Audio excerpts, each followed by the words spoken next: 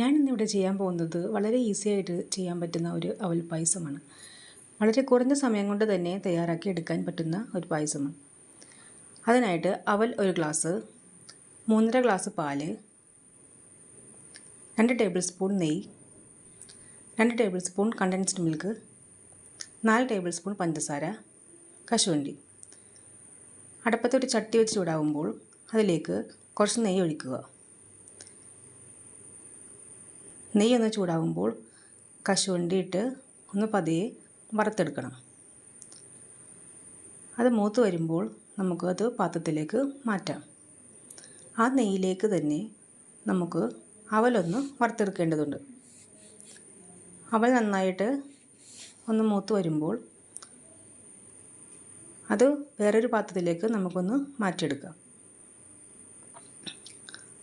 ആ ചട്ടിയിലേക്ക് തന്നെ നമുക്ക് 3.5 ഗ്ലാസ് പാല് ഒഴിക്കണം.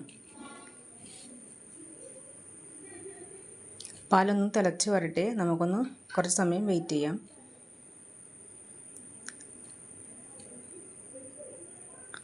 പാൽ തിളച്ച് തുടങ്ങിയിട്ടുണ്ട്. നമുക്ക് അതിലേക്ക് 4 ടേബിൾ സ്പൂൺ പഞ്ചസാര ചേർക്കാം.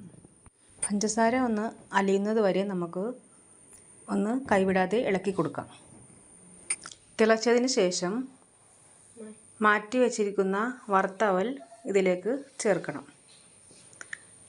നന്നായി കുറുകി വരുമ്പോൾ അതിലേക്ക് 2 ടേബിൾ സ്പൂൺ കണ്ടൻസ്ഡ് മിൽക്ക് ചേർക്കുക. വറുത്ത് വച്ചിരിക്കുന്ന കശുവണ്ടിയും ഇതിലേക്ക് ചേർക്കുക. നന്നായി യോജിപ്പിച്ച് ഇളകിയതിന് ശേഷം തിള വരുമ്പോൾ ഫ്ലെയിം ഓഫാക്കുക. ഈ പായസത്തിന് ഏലക്കയുടെ ആവശ്യമില്ല. ഏലക്ക ഇട്ടെന്നാൽ അതിന് വേറെ ഒരു ടേസ്റ്റ് ആവും.